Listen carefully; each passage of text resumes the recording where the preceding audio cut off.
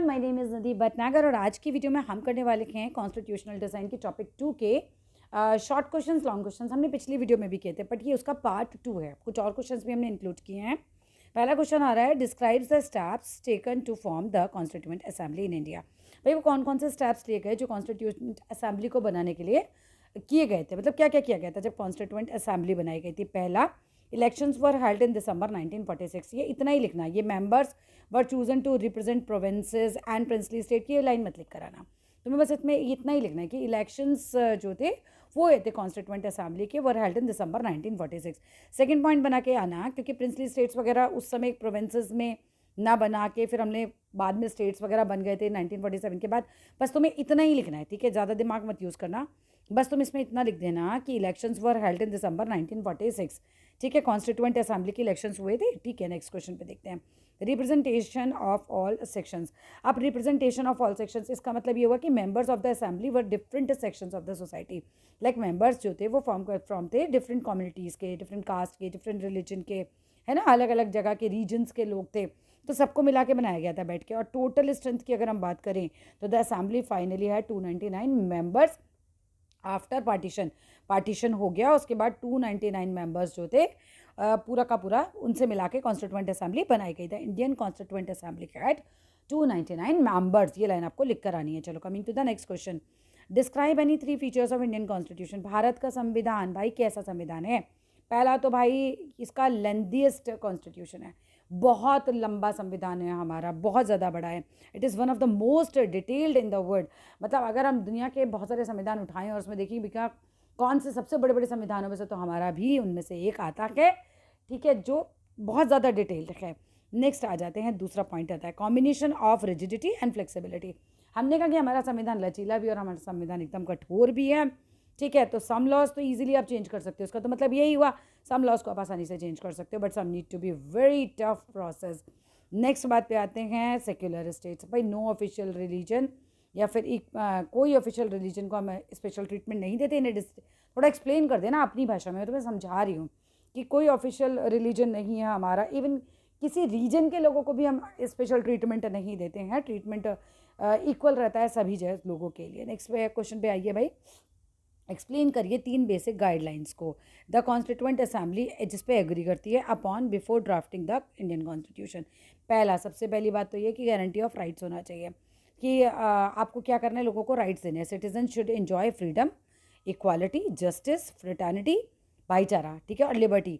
लोग ये गाइडलाइंस थी एक तरीके की कि भाई गारंटी होनी चाहिए इन राइट्स की, लोगों को ये सारे राइट्स मिले। कॉन्स्टिट्यूएंट असेंबली बनने से पहले एग्री किया गया इन बातों पे कि हम ड्राफ्ट तब करेंगे जब ये सब चीज़ें होंगी उसके अंदर। दूसरी बात आती है प्रोटेक्शन ऑफ माइनॉरिटी। भैया माइनॉरिटी अगर ऐसा है कि भाई एक देश में बहुत सारे लोग, जब पार्टीशन हुआ तो हमें पता है कि बहुत सारे मुस्लिम यहाँ से चले गए, बहुत सारे अदर कास्ट के भी लोग थे जो कि माइनॉरिटी में थे, अदर रिलीजन के लोग।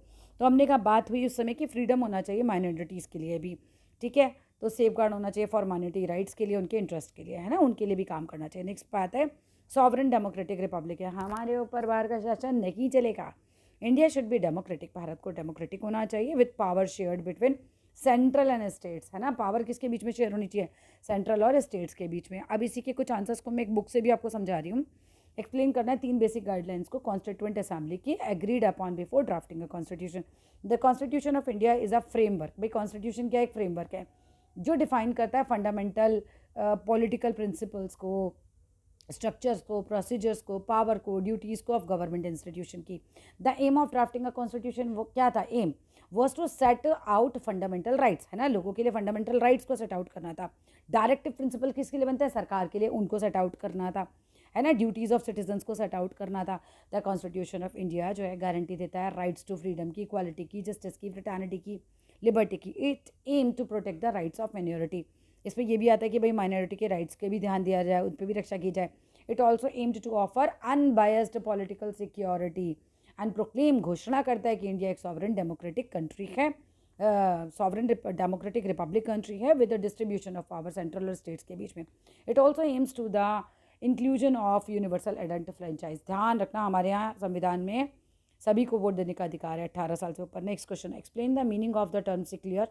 सेक्युलर क्या है, सॉवरन क्या है, रिपब्लिक क्या है? इन वर्ड्स को आपको अच्छे से एक्सप्लेन करना है as the key word constitution में। भाई सॉवरन का मतलब क्या होता है? इंडिया इज़ फ्री, तो take its own decision. Sovereign का सीधा मतलब है हम हमारे डिसीजन खुद ले लेंगे, अब बाहर ब्रिटिश की हमें कोई ज़रूरत नहीं है, without outside control, right. Secular का मतलब क्या है, India has no state religion, कोई हमारा स्टेट रिलीजन नहीं है, ऑल रिलीजन्स जो हैं वो रिप्रेजेंट रिस्पेक्टेड इक्वली। नेक्स्ट आता है रिपब्लिक। रिपब्लिक का सीधा मतलब होता है हेड ऑफ द स्टेट जो है वो इलेक्टेड है, कोई राजा नहीं है। नेक्स्ट क्वेश्चन देखो, हाईलाइट करो एनी 3 आइडियल्स को जो इन श्राइंड इन द इंडियन कॉन्स्टिट्यूशन। क्या क्या चीज़ें, हम जस्टिस की बात करते हैं कि भाई इसके अंदर no discrimination on the base of caste, creed, language, gender, किसी भी हिसाब से हम लोग जो हैं वो किसी के ऊपर भी डिस्क्रिमिनेशन नहीं होगा। लिबर्टी मिलेगी, citizens for free to express thoughts. अब लिबर्टी का मतलब ये नहीं है कि तुम किसी गर्दन पकड़ो और मारना शुरू कर दो बाहर जाके, ऐसा नहीं होगा, ठीक है, तब तो तुम जेल जाओगे अगर ऐसा करते हो तो। लेकिन लिबर्टी है, हम अपनी बात रख सकते हैं, अपने थॉट्स रख सकते हैं, ठीक है, प्रैक्टिस कर सकते हैं हम किसी भी रिलीजन को, हमें लिबर्टी है पढ़ाई करने की, ठीक है।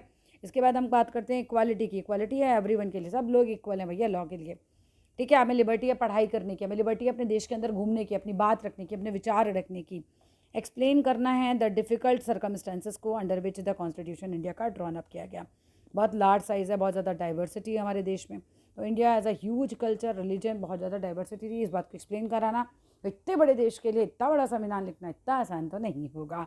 नेक्स्ट आ जाते हैं पार्टीशन ऑफ इंडिया की बात करते हैं। भैया उस समय कम्युनल राइट्स चल रहे थे, वायलेंस बहुत ज़्यादा हो रही थी, हिंदू मुस्लिम दंगे हो रहे थे, और उस समय पर आपका संविधान लिखा जा रहा था। प्रिंसली स्टेट्स, राजाओं को मनाया जा रहा था, मोर देन 500 तो प्रिंसली स्टेट थे, उनको मर्ज करना था इंडिया में। आसान बात है? नहीं, बहुत मुश्किल बात है। पावर्टी एंड इलिटरेसी, भाई उस समय तो ज़्यादा पढ़े लिखे भी लोग नहीं थे, गरीबी बहुत ज़्यादा थी, तो इंडिया वॉज इकोनॉमिकली बहुत बैकवर्ड था। तो फिर उस सिचुएशन में भी संविधान लिखना तो ये भी एक मुश्किल का काम था।